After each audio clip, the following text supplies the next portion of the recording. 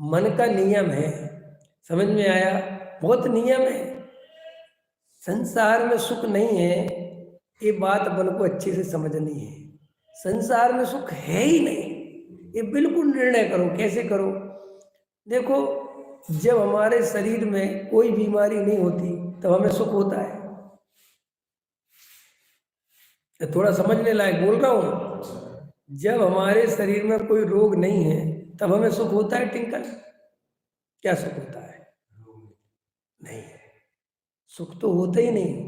आपको तब शरीर होने का पता नहीं चलता है और आप किसी और काम में लगे रहते हो और बहुत दुखी होते रहते हो। है इसमें? शरीर के स्वस्थ होने से आपको सुख कुछ नहीं मिला। बस ये है कि आपका ध्यान वहां नहीं जा रहा था, आप व्यापार के दुख में लगे हुए थे। फिर इतने में आपका पैर टूट गया तो शरीर का दुख होने लगा। जब वो स्वस्थ था उससे सुख तो कुछ भी नहीं मिला, क्योंकि मन का लक्षण है। मन के साथ हम जीते हैं तो मन का लक्षण है कि वो जो तुम्हारे पास है वो ये कहता है कि इसमें कोई दम नहीं है, जो नहीं है उसमें सुख है। आया समझ में? आपको क्या लगता है कि अगर हम सुंदर होते तो हमें सुख होता? ऐसा लगता कि नहीं होता? हम सुंदर होते तो हमें सुख होता।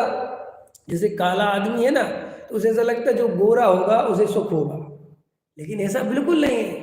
जो आदमी गोरा है वो किसी और चीज में लगा हुआ है, उसे गोरे होने का कोई मतलब ही नहीं है। आप समझ गए? वो तो उसके सामने कोई काला खड़ा करो, उस क्षण भर के लिए वो गोरापन याद आवे ना, वो तो अपनी, उसको तो दूसरी चीज चाहिए।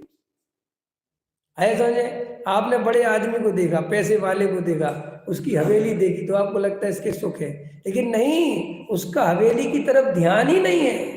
उसे तो बड़े मंच पे जाके प्रतिष्ठा चाहिए, उसका सारी ताकत तो वहां लगी हुई है। अच्छा चलो, जिसको प्रतिष्ठा मिलने लगी उसको तो सुख है।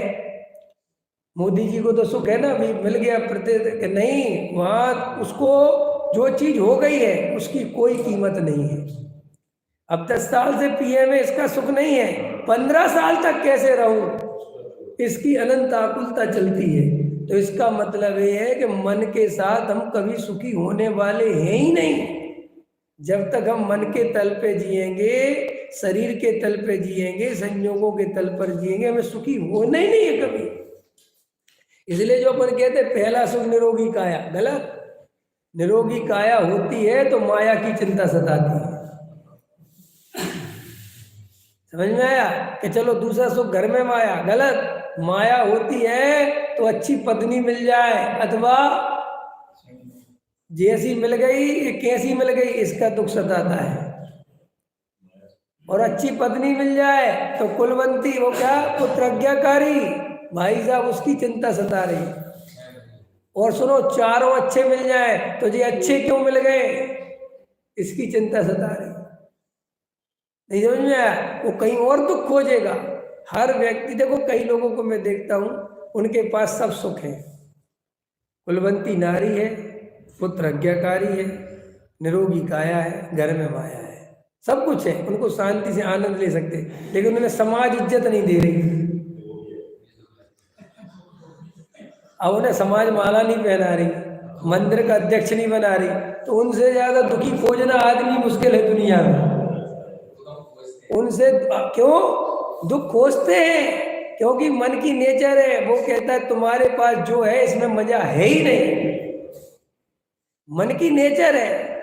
देखो, अपनी पत्नी भोजन बनाती है, समझ में, अपन को अच्छा नहीं लगता, और अपनी पत्नी का भोजन दूसरे को बड़ा अच्छा लगता है, और अपन दूसरे के घर पर जाते तो उसका भोजन अच्छा लगता है। क्यों? मन कहता है ये वाला तो है, ये तो बहुत वाला खा लिए इसमें। अभी अब देखो गजब की बात, इसका मतलब ये है कि हम कितने ही जोड़ लेंगे चीजें, कितनी अनुकूलता बना लेंगे, मन राजी होने वाला है ही नहीं। कश्मीर वाला मन कह रहा है कि बॉम्बे चलो, और बॉम्बे वाला मन कह रहा है कश्मीर चलो। कश्मीर वाला मन कह रहा है कश्मीर में रखा गया है, बर्फ देख देख के थक गए हम तो, ठंड के मारे ठठरे जा रहे हैं। और बम्बई को कहता है बम्बई देखेंगे, एक से एक मॉल बने हैं, और बम्बई वाला कह रहा कश्मीर चलो। इसका मतलब मन कहीं राजी नहीं है, और मन को राजी करना दुनिया का सबसे बड़ा मूर्खतापूर्ण काम है। इसलिए मुझे मन के राजी करने में पड़ना ही नहीं। तो फिर क्या करना, मेरे पास जो है जैसा है इसमें ही सबसे ज्यादा आनंद है।